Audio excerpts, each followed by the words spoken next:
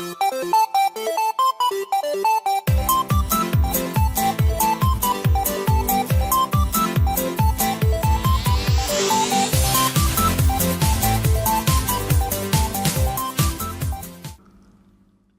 Guy, welcome to episode 16 of the AMIGArama podcast. I'm your host Lefarius, and for this week we are going to be taking a look at Indy Heat. Now, before we jump into that, we'll have a look at some news items. First thing first, I've been umming and ahhing with my own Amiga 1200 for a bit. I had a pretty limited 8 meg expansion card on board, nothing too fancy. Doesn't really do anything overboard, but I've been looking online and umming and ahhing and thinking, well, now I've got OS 3.9, it really wasn't capable of running the operating system well enough at all. So I decided to list my current expansion card. It happened all very, very quickly over a few days, and I managed to get a nice big chunk of money for it, and I'm going to reinvested that and I'm going to order another one from over at Amiga Store EU. Now, it's going to take a week or two to arrive, but I'm very excited. It just means I can't actually play. I seem to be in the same situation. I don't really get much chance to play on these Amigas. They just keep piling up in the corner of the house. What can I say?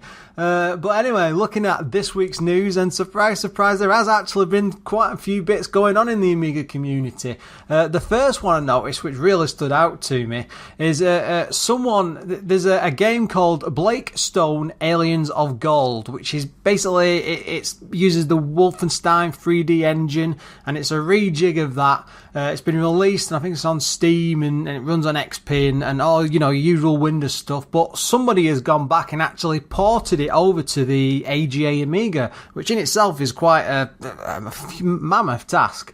But the biggest problem with it's not a problem, I suppose, but you have to have a pretty decent accelerator card. You've got to have a 68030, which is about 40 megahertz plus, and at least 4 megs of RAM. And the RAM's not a big deal to get these days, but you need to be looking at, them accelerator cards can cost an arm and a leg. But just looking at some of the blurb of the game, it comes out with, Blake rockets you into the future where a sinister madman using genetics to create an army of bizarre creatures is waging war on Earth. Blake has more of everything. More action, more enemies, more levels, more firepower, more graphics, more animation, more pitfalls, God, I need to take a breath, and more features, like built-in auto-mapping, so you never have to worry about getting lost in the game. Now, looking at videos and stuff online, it's only been out for a couple of weeks, it does look absolutely fantastic, and they really have gone overboard with, it's not just like a basic clone of Wolfenstein 3D, they've gone extras in there and that sort of stuff. So, I'll stick a link on the show description notes, but you can find it on Aminet if you just search the name on there. It is Blake Stone Aliens of Gold. Now, next up is a game I noticed over on Indie Retro News. They seem to be the best place for getting all this retro-related stuff. Not just Amiga stuff, of course, but it's always handy for me when I'm trying to come up with stuff for new episodes. Basically, a game called Zyriax has just been ported properly onto ADF. I don't believe there was a version available before. There was a WHD Load edition, but the problem is it came out in 1990. It had a fair few bugs on it, rather clunky game and stuff, and it didn't work. It kept crashing after several levels, but the latest edition, it now supports all Amigas. That's everything from OCS, which is the original Amiga, up to the AGA and the O20 Plus, it says. No more crashes. It used to crash on level 3 and beyond with other strange situations. That doesn't mean anything to me. There is a video on the site, and it does actually look a bit like R-Type. R-Type is very highly detailed. It moves at a steady pace, and it's always great to see something that's been fixed or had all the problems removed. But it comes on at a standard 880k ADF with fast loading. So I will add a link to the show notes, so go and have a look at that on AMIGArama.com.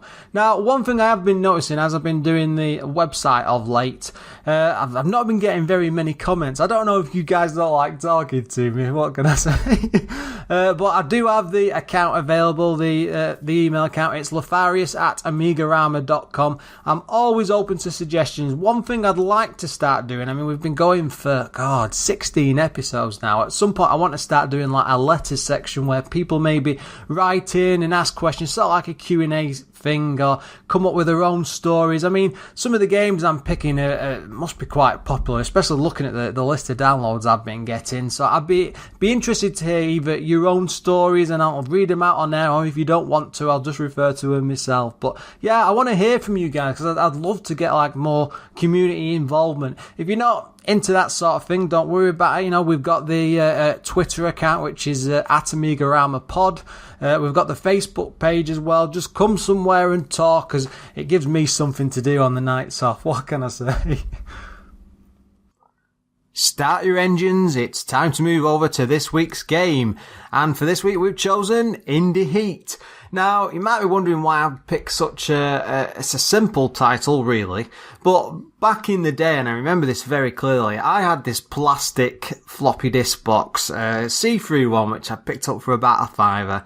I had a selection of my favourite ever games, and it'd be stuff that I'd take round to mates' house, or if I was going anywhere, I'd always have this little box with me, and I had this right before I even got an Amiga, because I was trying to fill it, because discs were quite expensive in the early days, like demos and things and favourites, and I don't even know how I managed to get my hands on Indy Heat, but it was just one of these I would constantly go back to. I would never think anything of just like blowing an evening at my own house or taking it round to a friend's.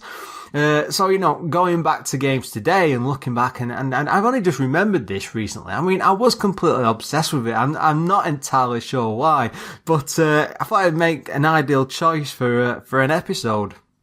Now, it was published by Storm the Sales Curve, which is a very odd name, but they had some fantastic things under the belt. One of them was CoverGirl Strip Poker, and Swiv. Now, I have played Swiv, and I've not really had a chance to play CoverGirl Strip Poker, but perhaps for research purposes, I should have gone and had a go.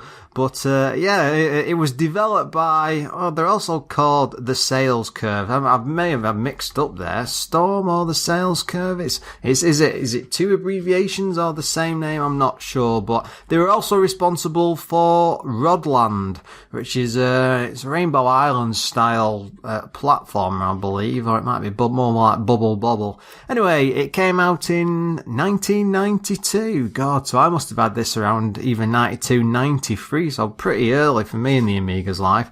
It was ideal as well for that disc box, because it was only on one disc.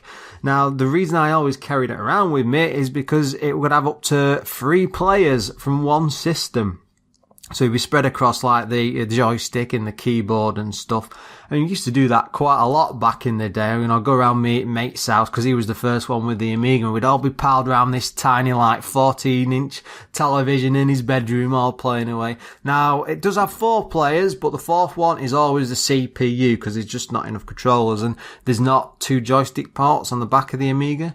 Now, I'm not sure actually. I've never really thought about this before, because I never had to do it, but I wonder if there's a way to actually expand that, if you can put like a double port off the back of the single. I know you can do that similar sort of thing with other systems and stuff, and there's probably something for the Amiga. Then again, I just don't know if I've got any people to actually play the Amiga on hand with these days. Now, one thing that did surprise me when I was doing some research is this cost $24.99 when it came out. Now, for the game that it is on a single disc, that was actually really surprising, because it doesn't feel like a £25 game. To be honest, it's more like it should be about £10 or £15, but well, what can you say?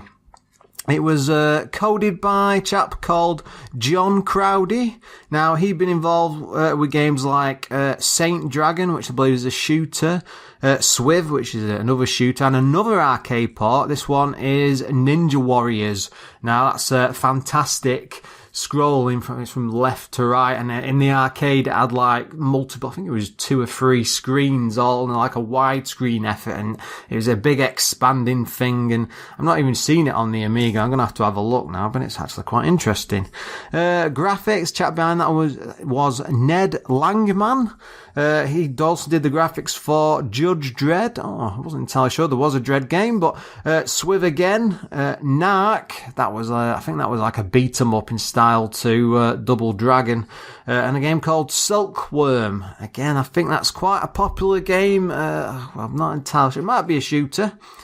music by the ever famous Alistair Brimble. Now, he'd done things for like music behind like Lion King, the Alien Breed games, Colonization, I think Star Trek, the 25th anniversary night. He really, in the music scene, he's really well known. He's done loads and loads. I mean, I just picked off a few there, but I had a choice of a massive list to pick from, and I just went for the most familiar ones. Now, the game itself is a port of the Danny Sullivan's Indy Heat game from 1991 by, I think it's the Leyland Corporation. Now, this is a huge standing cabin, I think, with wheels on the front. I didn't actually check what it looked like. And as a game, it's very similar to, like Super Off-Road. Now, very, very recently, around about Christmas time, I went to a place called the Arcade Club over in Bury, in the UK. And basically what this is, it's like an old warehouse with multiple floors. It's got 3 floors on there. And they've got, on each level, it's filled with like real retro arcade cabinets, pinball machines. I think, actually, I don't know if it had yeah, sorry, it did have pinball. It was a big place. More modern stuff like all the VR and things on, but it was a really fantastic place because I love the fact that you could go with the retro and then go upstairs to the modern, and there was even some VR stuff in there. But Super Off-Road was off in the middle of the complex, and it was actually quite packed, and I had a real blast playing that. It was absolutely fantastic fun, and I mean, I played multiple versions of this game on home computers, and it's none of them really compared to the arcade game. It's hard to describe really, but the steering wheel that you get to use, and this is 4 of them all around a single unit with pedals, but they don't actually control the car, and I think the arcade game of Indy Heat will be similar, but you have to really sling the wheel round to get it to turn around corners and stuff, and you've not got 100% control, but the fact is, because you've really got to put some effort in, and it's just like a mad crash blast of like 4 people together on a single machine, it's one of them real party games, and I think this is the same sort of thing. I mean, it seemed to be the thing back in the day. These are all based around, like, I think it's Super Sprint, which was an Atari game. There's a style to it, single screen racer, and Indy Heat was that style, but obviously it's more like, Indy, is it Indianapolis 500 or Indy? I'm not sure. Indy 500 it's based around. I mean, I was daft back in the day. I always used to think it was all based around F1, but what can I say? Now, one interview I was reading with, John Crowdy, he was talking how he'd actually designed the game back in the day, and it was surprisingly simple. There was like 3 layers to it. The system and the way the cars move around, they all go from waypoint to waypoint. So once they've passed a waypoint, they'll head automatically next to the next one. And they had these layers in place. So you have these big black borders, which the player wouldn't see because the graphics would be there. And then it was a very, very simple thing. So if you had like a triangle or a square, they start at, like, say, the bottom left, move up to number 2, and then try and drive to number 3, and try and either drive through or around whatever's in the way. So it was always, there was no subtlety to it. It was just trying to hit the way. But because the tracks and stuff on the game are so compact and stuff, it works really, really well. Now, the arcade cabinet does have 5 cars. Now, for performance issues, I read, he had to reduce it to 4. But to be honest, with the Amiga and the size of your screen and stuff, you can't really. I don't think a 5th car would actually make any difference whatsoever. Now, another great thing about the Amiga is because it's got all like the WAV sound effects and stuff. Oh, sorry, the sound waves, the stuff, the way it can record voices and things. A lot of the effects from the cabinets came across, so you've got voices calling you into like red pit, pulling you in, and noises and screams and things going around, and those are actually taken from the original arcade cabinet, including the sound effects from the motors and stuff. So they didn't really have to do anything like that, and it makes for a really broad sound range for what is just a simple game. When you first load the game up, you get a nice simple title screen, and it drops you onto a select screen for very nicely drawn like cars on the side sort of view, and you get to pick your character. and the other three characters as well, like presented in a square grid in front of you. Now, one of the funniest things, and what always stood out in my mind, especially back in the day, because I was a huge, like, TNG fan, call it a nerd if you like. So that's Star Trek The Next Generation for those that aren't aware, but one of the big characters back then was a guy called Geordie LaForge, who was basically blind, but he wore like a visor over his eyes, and that's actually gave him eyesight. And it's quite funny looking at these characters because there's a black character with that visor over. There's no name or anything, but it's so obviously that character. It's even got the same haircut, that sort of like a buzz cut brush back. And it always makes me laugh going back to it. And when I was doing like the playthrough videos and stuff to, for the gameplay footage for the YouTube channel, I had to go back to that. It doesn't make any difference who you pick. It's just, it always makes me chuckle. Now, the game itself has 10 tracks. It's varied amount of laps on each one.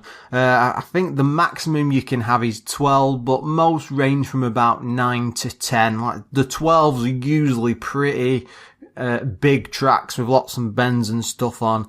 Now, the other interesting thing about this is as it's like an RPG system, with lots of car upgrades. So you get to upgrade things like, the brakes, the engine, how much fuel it can hold, how fast the, pit crew are, tyres, turbo, and the way you pay for all this or earn these upgrades is per race. Depending on what position you come in, you'll get like a chunk of money, like the highest is 100 grand and so on, and it drops down each time.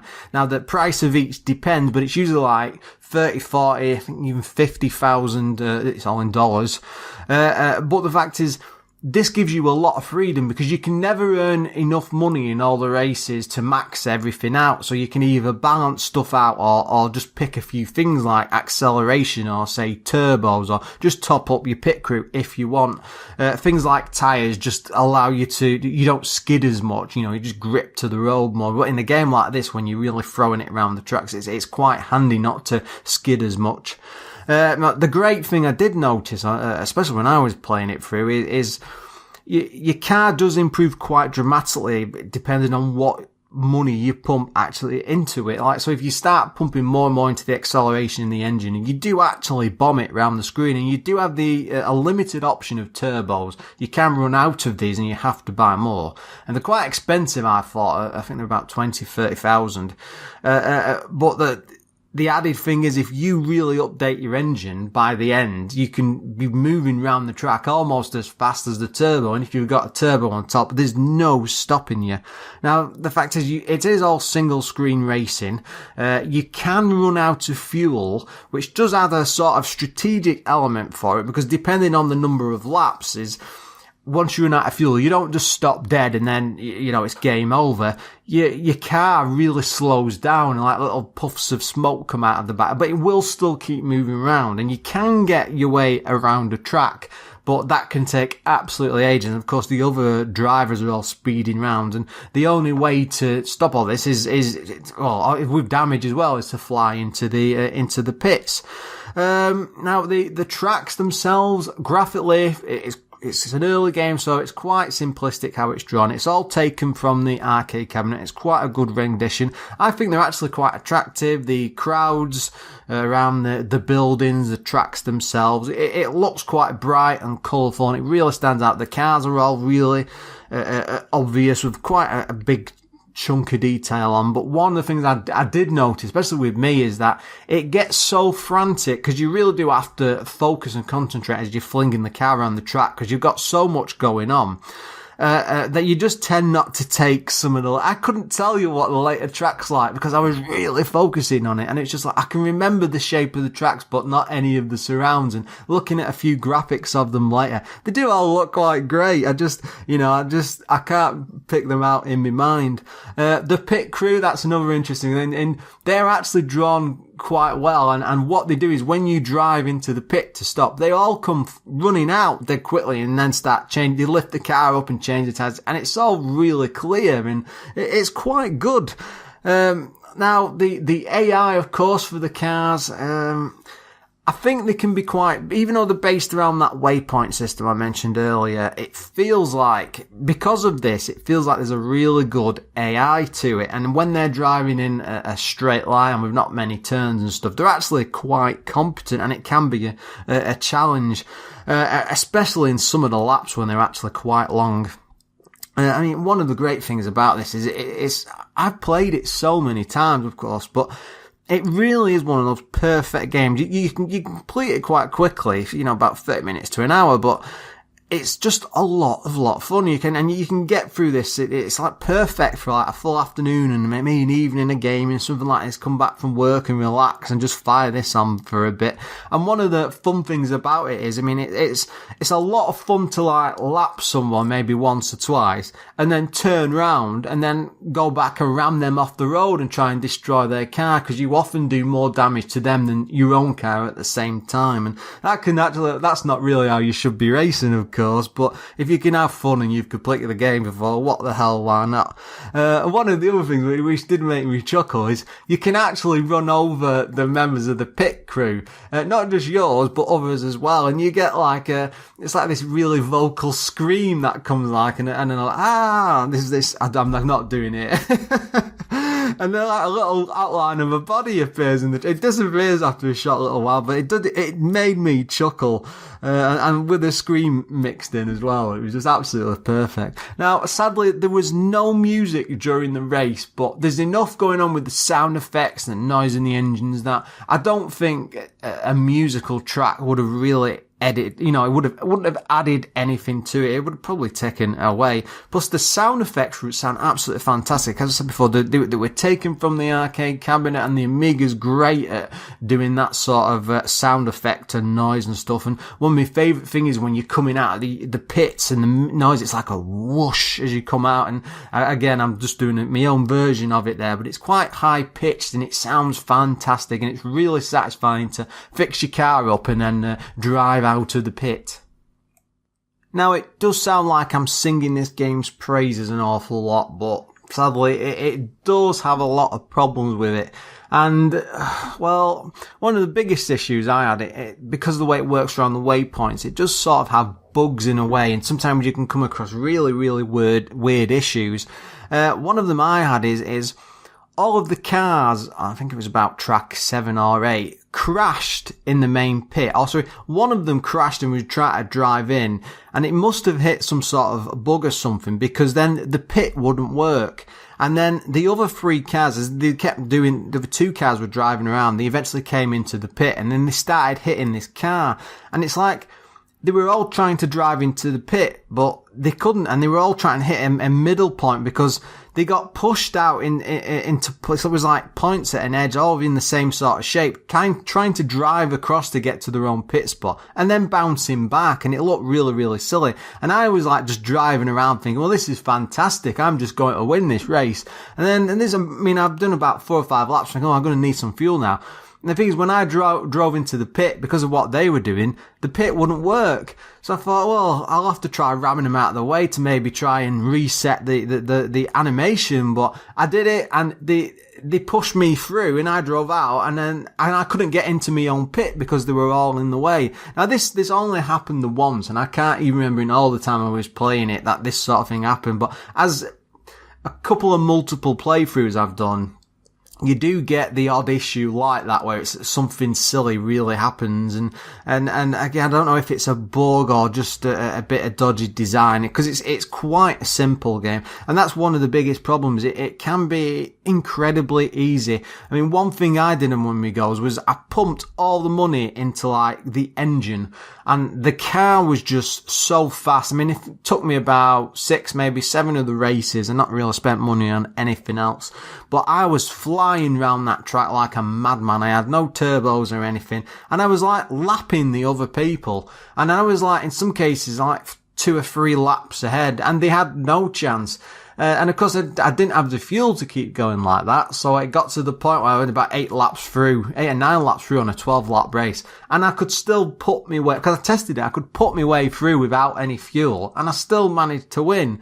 And that can be quite annoying, because one of the other things is you don't really need any how do you put it? You don't need any driving skill to play this, because most of the problems you can just ram your way through. That hitting the side walls and the other cars don't do too much damage. You can still get several laps before you need to call into the pit. But the problem is, even though there's 10 laps and it's all based off of the arcade game, you can still complete it. I mean, it took me about 35 minutes on my first playthrough. I've not played this for like 15, 20 years, and I sat around and I finished it in first place. But the other side of it is, I also had a lot of fun with it, so it's sort of counter that in a way. The sad thing is, I mean, there's no real sort of balance between the upgrades. The problem is you can pump it all into one, or you can try and spread it out a bit better, but because of the way the game is and the difficulty is not all that high, there's not really much point to it. And it ruins that RPG system. It's just a shame that the other cars aren't more difficult to compete against, because I would have loved that opportunity to keep expanding the car, because the thing is, you do notice the differences. If you try a mixture of different things, the car gets better and better, and it's a really good like RPG style system, but it's not really used. But at the same time, going off the arcade game, you've only got the same number of tracks that were there. There's nothing extra to this game, so what were they supposed to do? It's just a nice simple port at the end of the day. From what I've seen of it, it really works well. It compares well to the original arcade. There's nothing different really between the two. I mean, they could have added extra, I suppose, but what can you say? Another problem I did think, and I know it's supposed to be a single screen racer, but a few of the tracks were really, they put in like all loads of like swirling around bits left and right and turns and stuff, but the tracks can be awfully cramped in places, and there's not enough room to do a lot of overtaking, and most of it is when you have to ram other cars out of the way, so you can't really race, and it's very similar to Super Off-Road in that way. But the thing is, with Super Off-Road, it's all about, you got a monster truck, you're meant to be ramming things out of the way and bashing into other people, whereas with this is racing cars, so it should be a bit more subtle and delicate. But again, the tracks aren't big enough, and they could have maybe done with that. Push aside a bit more, give you a bit more breathing space as you're flying around it. Then again, that might have made it a much more different game, who could tell.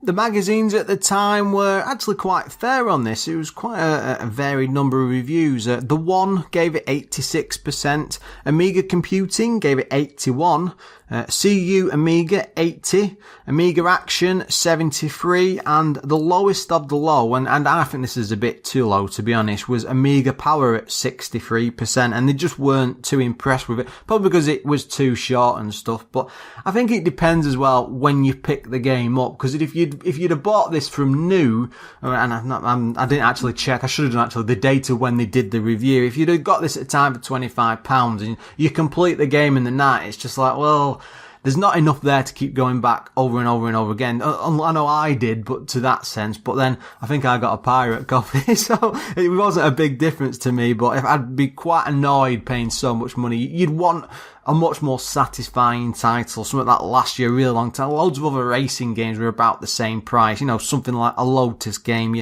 you really got bang for your buck out of that. But the other good thing about it is, it was only on one disc, which makes it incredibly handy for carrying around and sticking in pockets and things. And it was always on my hand in my see-through floppy disk box. Now, its biggest issue is that it's so easy to complete. I mean, the great thing is the overtaking and like the ramming cars and then the lapping them and stuff like that. It is fun in its own way. I mean, I tend to like a lot more planning in my racing game. I like to take my time. I don't want to just drive and thrust my way through and stuff. I like to get ahead in the pack. But the fact is, when you get to points in this where there's the other 2 or 3 drivers are all together in a group and you try to get your way through to keep lapping them, it can be a sort of struggle off the back of that. But at the same time, it's quite fun to get stuck in the middle of them situations, and some crazy stuff does actually come up. I mean, the one thing I mentioned before when we're all stuck in the pit, there's other things like you're out in the track and there's 2 cars trying to ram you out of the way as they try to get, onto their waypoint, but it looks like they're trying to race and push through to go on to the next point. The great thing about it, it feels like it's a pick up and play game. You don't need any sort of like, oh, I've got to start building this engine first or go in a garage. You just stick the disc in, load it up, go straight off the title screen, and you're in, and then you're driving around really, really quickly. And I completed it on my first go again. Maybe I'm an expert now and it's just muscle memory kicking in, but I had an absolute awesome time whilst I was playing it. I mean, as a game, it's incredibly simple, but the fact that, because I'm having so much fun with it, and from what I remember, all the multiplayer games that I had on it back in the day, it's like a perfect party game, especially with a group of mates. You have a proper awesome laugh with it. And, the great thing about it is, it'll always bring a smile to my face. It's one of them fond memories I've got of a game I could carry around with me. And, It did need to be better. It was an arcade port, so I can understand why they wouldn't go out of the way to do anything special. But it really needed more tracks. There's just not enough there, whatever it is, 10 tracks. Or even an expansion pack, something, maybe some demos. I did have a look. There's nothing that spun off it for, like, say, from magazines or anything like that. Even a sequel would have done. I've been quite happy to sit there and come back to it later on with a similar style game. But I don't know what it was about them single screen races. They were like a short period where you got like Badlands and Super Off-Road and this sort of thing. And then they just seemed to die out and disappear. I think people wanted more, especially for the money, they wanted more complicated things. So yeah, I think it's still worth playing. I had a lot of fun with it. It is fun to go back to. I don't think you're gonna, and that's the other thing. It's half an hour's worth of time. You'll have a blast. Go and pick it up. Go and have a go. It's well worth it. So yeah, I think that's a good as any time to finish there, guys. As always, thanks for listening. You can find more information on AMIGArama.com. I update the site quite often. I'm also on Facebook, Twitter, which is at AMIGAramaPod. I'd love to get some more game suggestions on there. Also, if you want to help the show out, there's patreon.com/AmigaRama. I have been on there for a couple of weeks now. It seems to be going quite well, so a big thank you to everyone who's offered. If you don't want to involve, that's not a problem. It's you can always go along. Go to iTunes, for the love of God, please. I've only got 2 reviews. It really helps, because the thing with iTunes is the more reviews you get, the more it pushes you up the charts, and it gives you more of a chance to get it seen. But I want more people to hear this. I'm quite proud. I can't believe we've been going for so long now. I mean, it's February. I think we've been going since October, early November time, and so many episodes. But I'm having awesome fun. So look forward to more, guys. Until next time.